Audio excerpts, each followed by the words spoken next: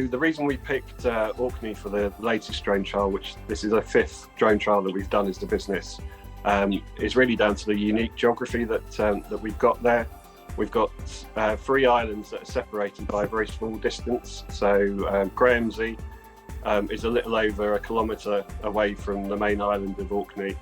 And then you've also got the northern tip of Hoy, which is just 3 kilometres away.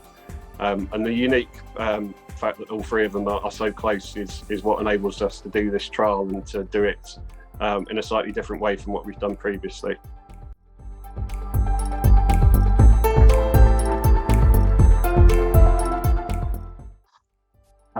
Yeah, I mean, I've worked for Royal Mail for 20 years, and I have to say this is the most exciting thing I've ever been involved in.